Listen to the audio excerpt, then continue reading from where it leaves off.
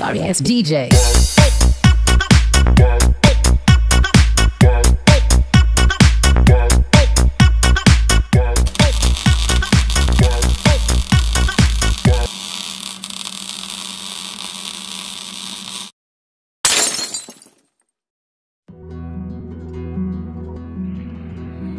Halo Sobat YouTube, selamat datang di Andromeda Channel.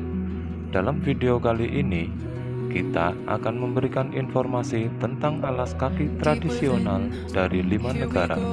Penasaran negara mana saja itu? Eits, sebelum kita lanjutkan, Sobat subscribe dulu ya. Dan tekan tombol lonceng merahnya, agar Sobat selalu mendapatkan setiap update video dari kami. Yang pertama ada Geta dari Jepang. Geta adalah alas kaki tradisional Jepang yang dibuat dari kayu. Geta dipakai dengan kaki telanjang sewaktu mengenakan yukata atau dengan mengenakan kaos kaki. Cara memakai Geta seperti cara memakai sandal jepit biasa. Hanau dijepit di antara ibu jari dan telunjuk kaki. Sewaktu mengenakan yukata, Geta dipakai dengan kaki telanjang. Pemandian air panas dan penginapan tradisional biasanya juga menyediakan Geta yang bisa dipinjam oleh tamu. Menurut pendengaran orang Jepang, karan koron adalah bunyi Geta ketika dipakai berjalan. Geta sudah dipakai orang Jepang sejak zaman Yayoi. Pada zaman dahulu, Geta dipakai sewaktu bekerja menanam padi di sawah yang selalu berair agar kaki tetap bersih dan kering.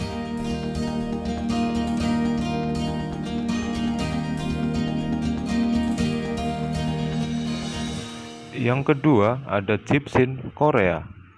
Gipsin adalah jenis sepatu tradisional Korea yang terbuat dari jerami. Gipsin diperkirakan telah dikenakan oleh orang Korea sejak zaman 3 kerajaan. Pada masa dinasti Joseon, sebagian besar rakyat menjadikan Gipsin sebagai alas kaki mereka sehari-hari. Karena pada masa itu, rakyat Korea sebagian besar bekerja di bidang pertanian. Bahkan, jerami untuk membuat Gipsin dapat dengan mudah ditemukan. Biasanya mereka membuat Gipsin pada musim dingin saat tidak turun ke ladang untuk bercocok tanam.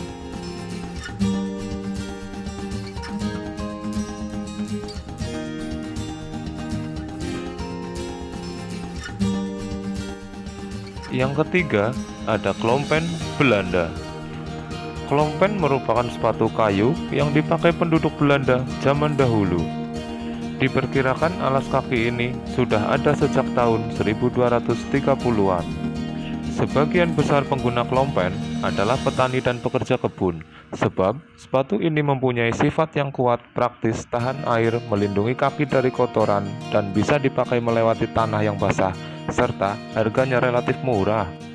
Negeri kincir angin, itulah sebutan untuk negara yang sebagian besar daratannya berupa tanah yang rata dan memiliki buah tangan berupa klompen yang tak jarang juga banyak wisatawan yang ingin memilikinya. Sebagian toko online juga ada yang menjualnya loh. Bagaimana? Sobat tertarik?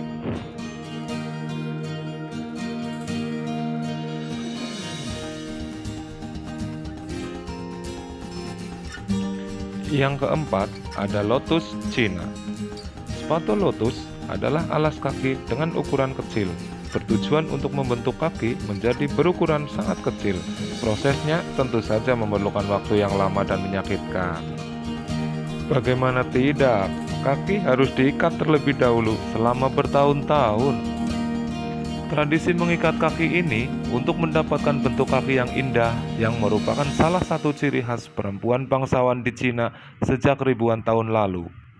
Tren ini dimulai dari sang penari cantik istana yang memiliki kaki yang kecil dan cenderung berbentuk runcing sehingga gerakan tariannya menjadi sangat indah. Hampir seluruhnya wanita bangsawan di zaman dahulu melakukan praktek ini pada kakinya. Padahal prosesnya itu cukup menyakitkan loh sobat.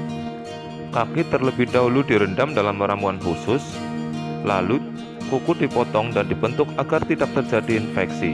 Setelah itu, jari-jari dibentuk dengan cara dipengkokkan dan dipatahkan.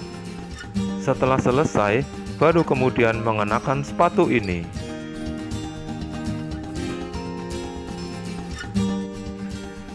Yang kelima, ada padukas dari India. Padukas adalah bentuk alas kaki kuno di India yang terdiri dari sol dengan tiang dan kenop yang dipasang di antara jempol dan jari kaki. Signifikansi dalam agama Hindu terkait dengan epik Ramayana, paduka juga bisa merujuk pada jejak kaki dewa dan orang suci yang dihormati dalam bentuk simbolis di rumah-rumah dan kuil yang dibangun khusus. Salah satu kuil tersebut adalah Vishnupat Mandir di Gaya, India. Di dunia modern, padukas dipakai sebagai alas kaki oleh pengemis dan orang suci dari Hindu, Buddha, dan Jainisme. Padukas juga digunakan sebagai bagian dari pakaian pengantin wanita loh sobat. Selain itu, bisa juga diberikan sebagai persembahan keagamaan atau menjadi objek pemujaan.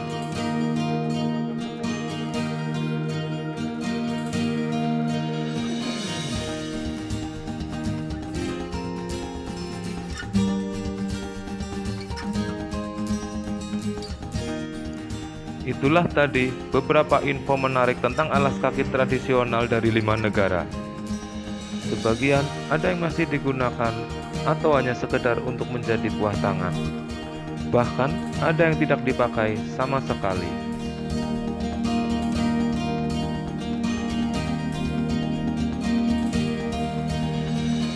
Itulah tadi alas kaki tradisional dari 5 negara. Semoga bisa memberikan informasi bagi sobat YouTube semuanya. Silakan subscribe pada channel ini agar sobat YouTube dapat menerima informasi kiriman video dari kami selanjutnya, dan jangan lupa tekan tombol loncengnya ya, serta like, komen, dan share untuk membangun channel ini agar menjadi lebih baik.